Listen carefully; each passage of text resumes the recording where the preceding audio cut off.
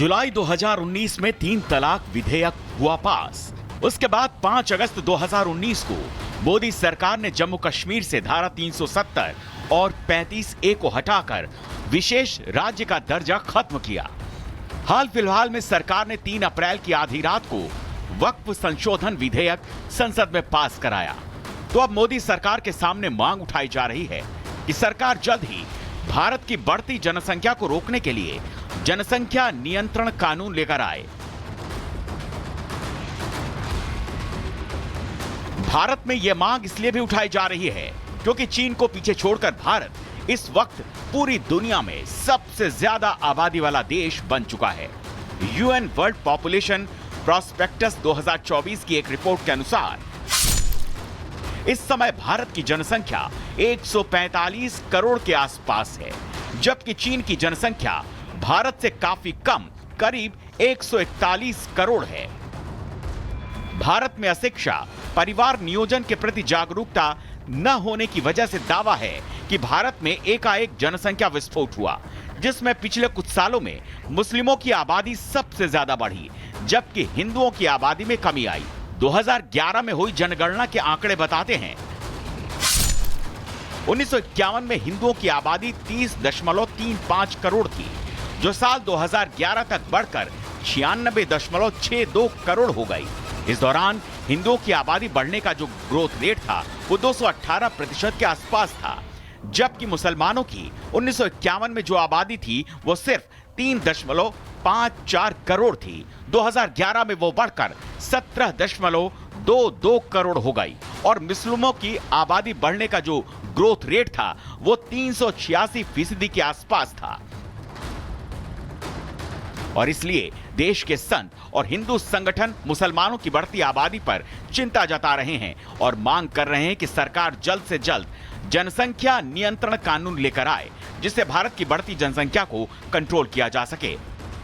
जनसंख्या नियंत्रण कानून भी होना चाहिए। अब इसके बाद अब जनसंख्या नियंत्रण कानून भी हो, ताकि बेवजह की जनसंख्या जो बढ़ती चली जा रही है और सनातन जनसंख्या, बढ़ती जनसंख्या से सनातन को कहीं ना कहीं कष्ट है कि जिसकी लाठी उसकी भैंस वाली बात ना हो। इसके लिए जनसंख्या नियंत्रण कानून भी होना चाहिए। अक्सर देखा जाता है कि जब किसी देश की आबादी बढ़ती है तो जनसंख्या विस्फोट की वजह से महंगाई बढ़ती है, जल और ऊर्जा जैसे संसाधनों में कमी आती है। लेकिन भारत में जनसंख्या नियंत्रण कानून की मांग के पीछे महंगाई को नहीं, बल्कि पाकिस्तान, बांग्लादेश और देश के मुस्लिम बाहुल्य इलाकों में हिंदुओं की होती दुर्दशा को उदाहरण के तौर पर पेश किया जाता रहा है।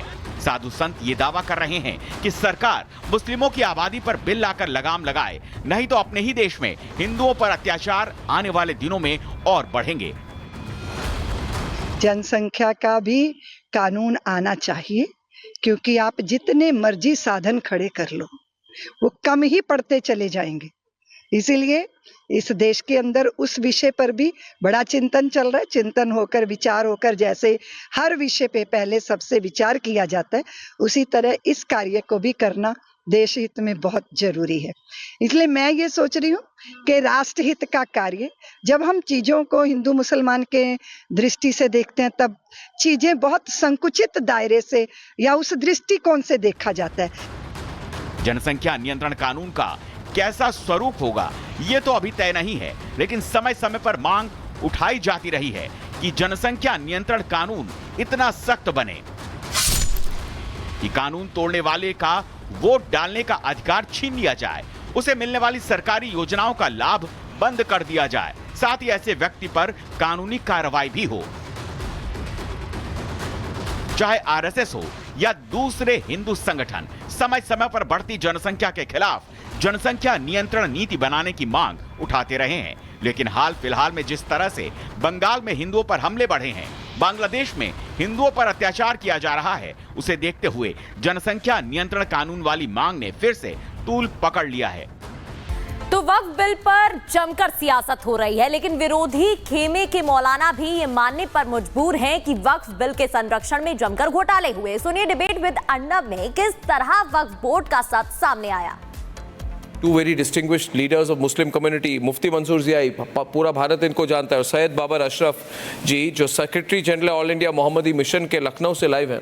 अशरफ साहब ये बहुत खुलकर आज मुफ्ती मंसूर ज़ियाई कह रहे हैं कि जिन लोगों ने माल खाया, माल खा के बिल्डिंगें बनाई, इतनी प्रॉपर्टी बनाई, वो कौन होते हैं सवाल पूछने के लिए कि वक्फ बोर्ड गरीबों के बीच में कैसे डिस्ट्रीब्यूट होगी।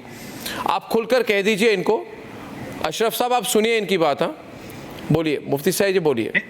नहीं, बाबर अशरफ साहब इस बात को बखूबी जानते हैं कि किन लोगों ने माल खाया है, किन के पास दौलतें हैं, किन्होंने हड़प किया है, किन्होंने 15-15 रुपए के भाड़े पर बड़ी बड़ी इमारतें लेकर के रखी है वक्फ की, जो 15 रुपए के भाड़े पर 15 रुपए के भाड़े पर है साहब। मेरे पास 100 से ज्यादा रिकॉर्ड है लैंड के, जिनको 17 रुपए 20 रुपए के भाड़े पर लेके रखा है, और 15-20 साल से उनके किराए तक नहीं। My God look at that land, ये तो लैंड स्कैम है। लोगों ने माल हड़प किया।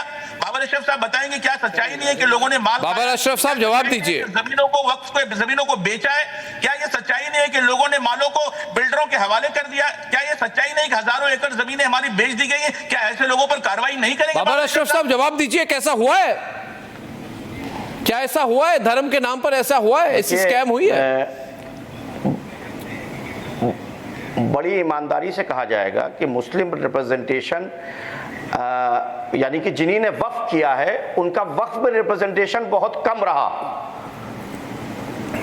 मैं समझ नहीं पा रहा। पॉलिटिकल विल से ऐसे लोगों को तवील अरसे से बैठाया गया जिन्होंने वक्फ की संपत्तियों को अपनी विल से लोगों को दिया और विल ऑफ द इंडोर को बालाए ताक रख दिया। मेरा सजेशन, मेरा यहाँ पे जो यानी कि मगर इन्होंने कहा, बाबर अशरफ साहब बात को ज्यादा कंट्रोवर्शियल ना करें, वो सीधी सवाल है, सीधा सवाल है। आप इतने जाने माने व्यक्ति हैं, आप बताइए कि बड़े बड़े मुस्लिम नेताओं ने पैसा बहुत बनाया क्या कि नहीं, या ये सब ये धर्म के नाम पर बहुत प्रॉपर्टी बनी।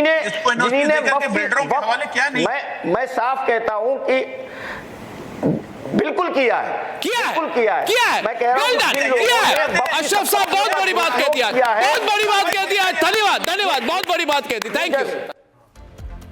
और वहीं संसद में वक्फ संशोधन बिल पास होने के बाद अब देश में जनसंख्या नियंत्रण कानून लाने की मांग भी उठने लगी है। हिंदू संत ये मांग उठा रहे हैं कि मोदी सरकार जनसंख्या नियंत्रण कानून लेकर आए और जो लोग भारत की आबादी तेजी से बढ़ा रहे हैं उनके खिलाफ एक्शन लिया जाए। देखिए रिपोर्ट।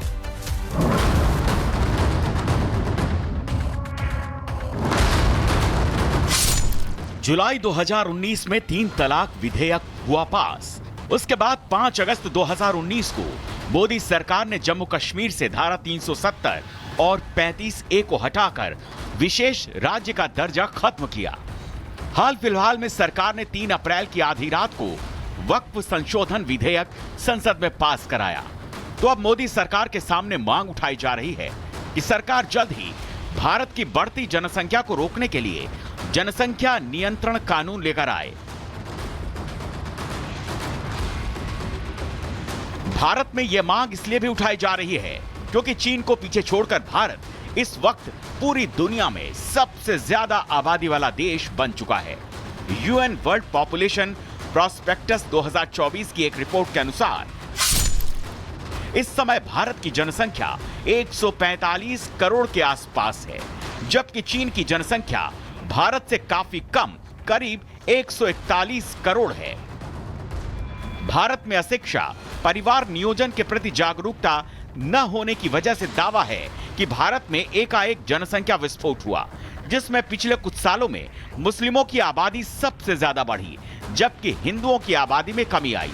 2011 में हुई जनगणना के आंकड़े बताते हैं 1951 में हिंदुओं की आबादी 30.35 करोड़ थी, जो साल 2011 तक बढ़कर 96.62 करोड़ हो गई।